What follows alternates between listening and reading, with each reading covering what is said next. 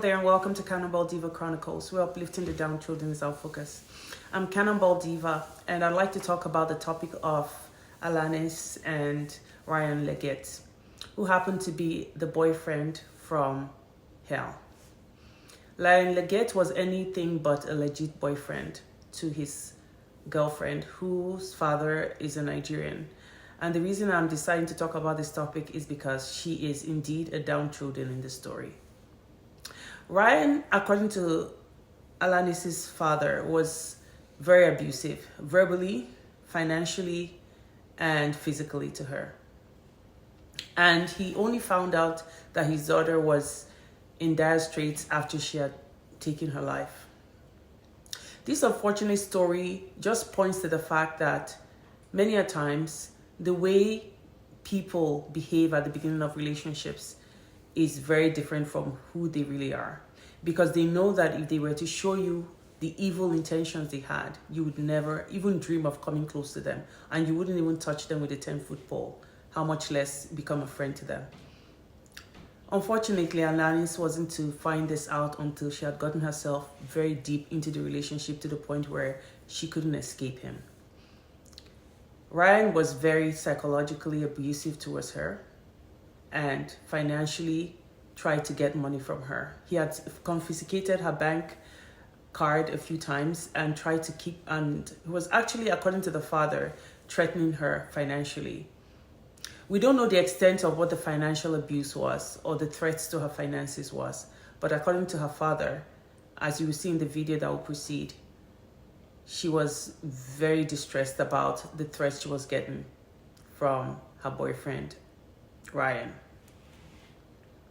As her father speaks about how beautiful she was inside and out, he talked about how she had worked so hard, burning the midnight candle, to become something in life. She had gone to school and apparently had gotten her degree and was at the process of getting her master's, and eventually had gotten a certification, which he mentions in this video, which you'll watch by Punch News. And he talked about how she had sacrificed so much and giving so much away just to attain her academic proficiencies and success, only for somebody like Ryan, who was a parasite, to say the least, who was a predator, who looked at her and found out that Alanis was a beautiful person with so much love and trust in her heart, who he could take advantage of fully and who he could destroy at the end of it all. Alanis had confided in her mother at some point about the threats to her finances because, according to the father, he had kicked her out after seizing all her credit cards. He had kicked her out after threatening her. I guess she had something that he was using against her, and she didn't want it exposed to the public, and he had threatened her with the exposure. So she felt trapped. Alanis felt trapped after all of these threats were made against her. And she felt she had no choice but to take her own life by jumping in front of a moving train in London, England. And it's so sad to listen to her father talk, because at some point he broke down in tears as he talked about how she was so beautiful to him and how he felt like he loved her so much. She was his first daughter or his first child, and he never believed that this would happen to someone so beautiful. And you wonder sometimes why things like this happen to the good people in this world.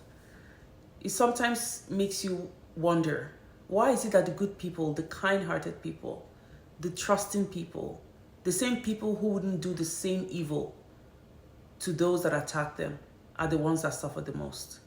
It's the people who wouldn't ever think of hurting a fly that eventually get treated the worst. It's as if to say that this world expects or would prefer that everyone is wicked or has an evil intention in their heart or has a hidden agenda of some sort against their fellow man. If you have a clean heart and you do the right thing, and by some kind of misfortune, you run into an evil predator like Ryan, don't blame yourself for it, because that is the way the world is structured. Like I mentioned before, no, my earring just dropped. Pardon me. Like I mentioned before, we live in a world that is broken. This world is not of God. This world is ruled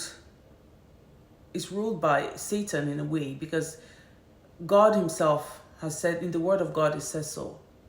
We are not of this world.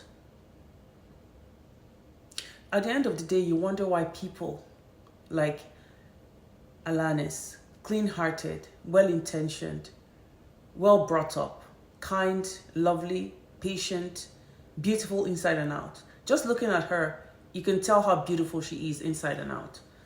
Alanis looks like a model. Just looking at how beautiful she is, and the fact that such a beauty has been forever lost to this world. She has given up her life for someone that didn't even deserve a second look.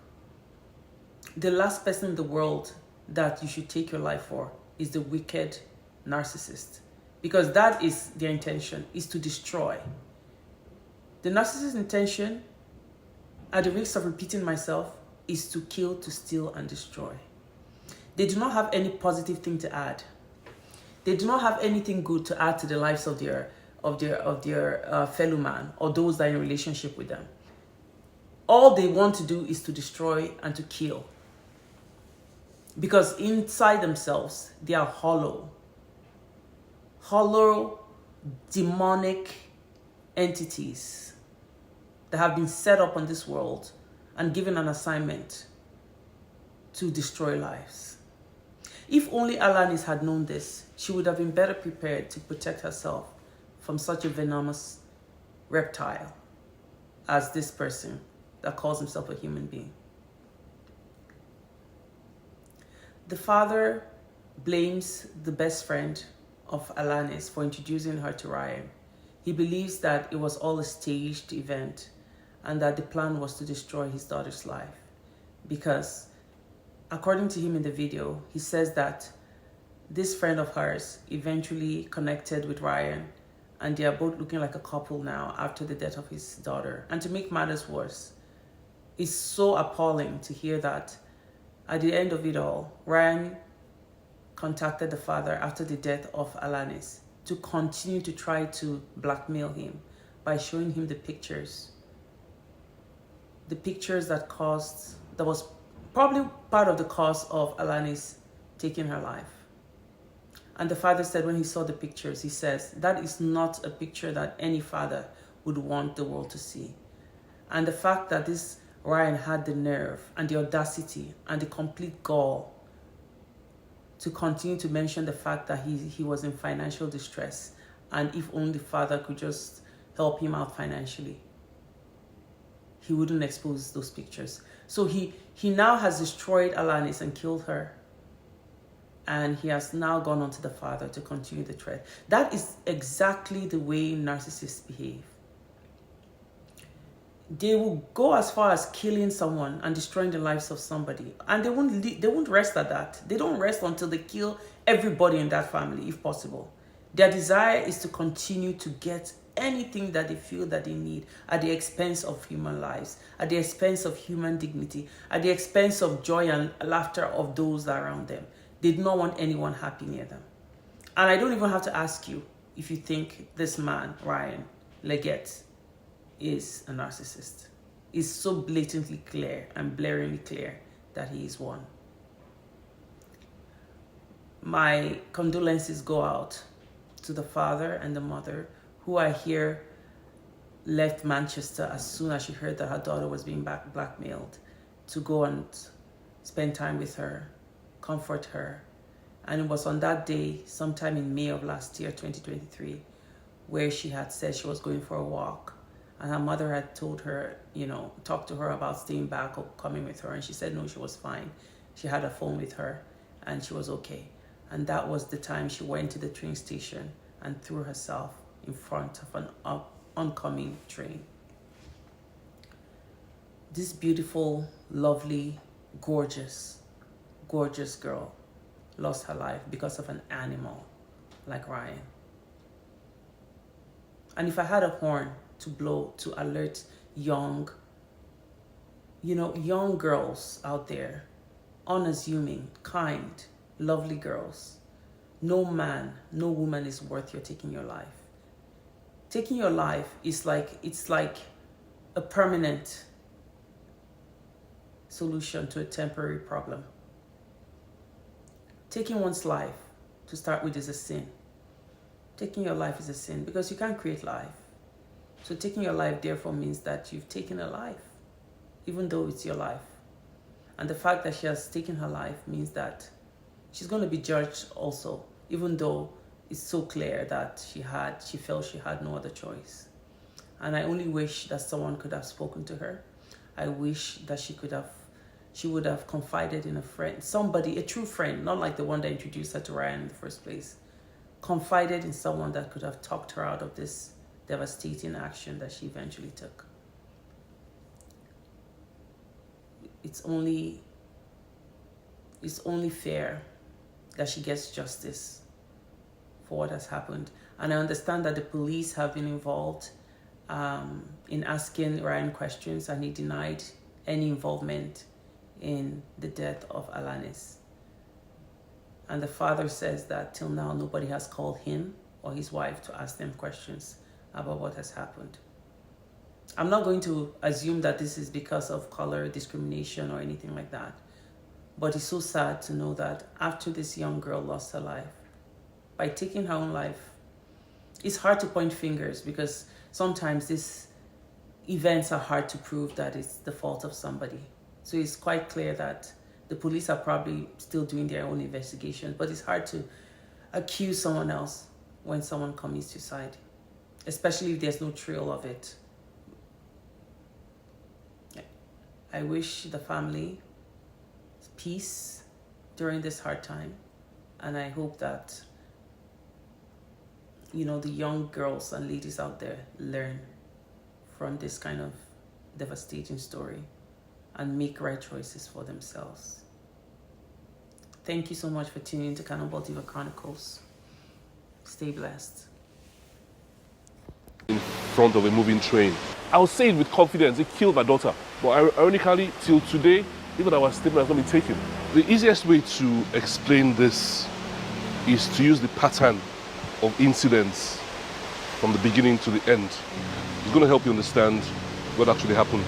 When he met her, even he has confirmed it himself, she was very perfect and she actually inspired him. When she showed me his picture, I've never been in agreement with him at all. I've always told my daughter, the reason why you were able to finish your university was because you didn't have a boyfriend. I know what guys do, I know how we do with girls, and I know how girls do. Don't fall in love yet, just try. You finished your degree because there was no boyfriend. Now, you're at KPMG, you've got a mission, a target. Get your ACA first, and you're free, and you'll have more options. So when this guy came up and she showed me his picture, I was not happy, and she knew. But I didn't tell her directly to her face that no, otherwise she would start hiding things from me. So, but she knew I was not happy about it. That was how I got to know about him. But after meeting her, like I said, there's this pattern of incidents from the beginning to when she died. And I'm saying let's split into 3 sections. So the first part, after meeting her, she was fine. The first part are things that he did that made her vulnerable.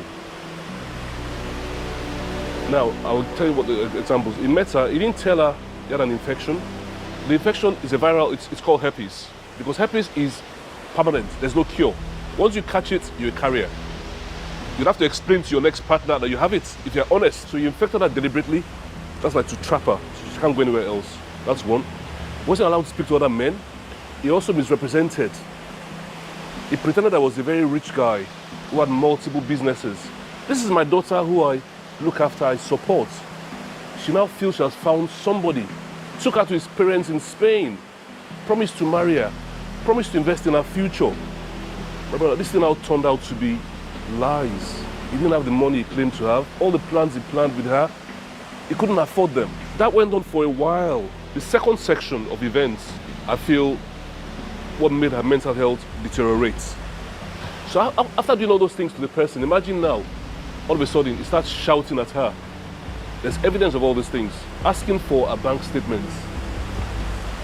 Demanding for money. My daughter can never even let me see a bank statement.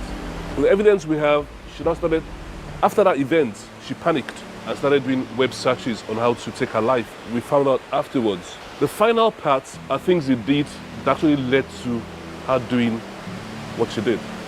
Because even the corona, when they want to look at this thing, they won't just look at how she died, they look at the circumstances that led to it. So the final things which he did, which I think broke the camel's back, the final straw, after shouting and demanding for her bank statements, he now went and stole her password. Broke into her phone when she was sleeping. This he has already admitted in writing. When she was sleeping, stole her information, threatened her with the information he stole by saying that he had told her friends, removed her from his house violently, and seized her passport, which she required to claim the money, and all her belongings, kicked her out. So I've broken into your phone, I've stolen your information, I've threatened you, and I pushed you away.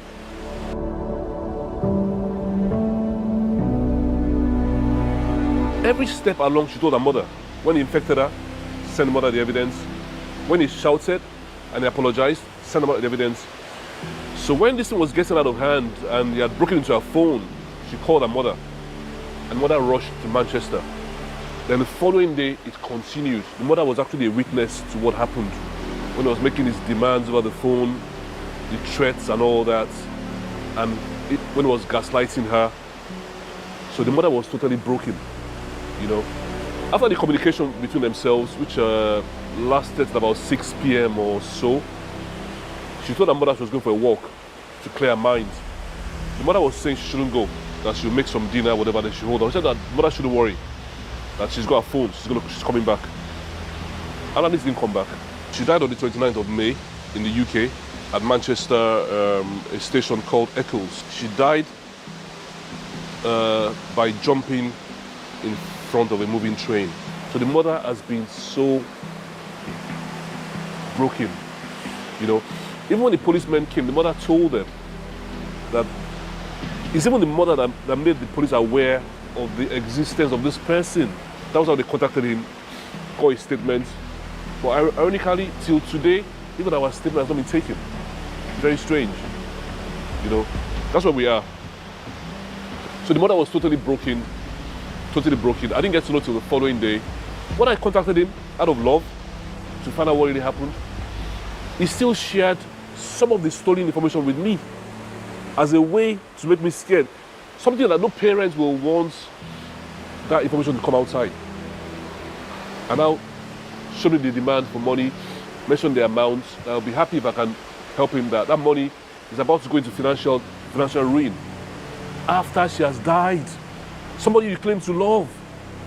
Somebody you told that you have the money, you're going to take care of her. It came with the intention to get money from this girl.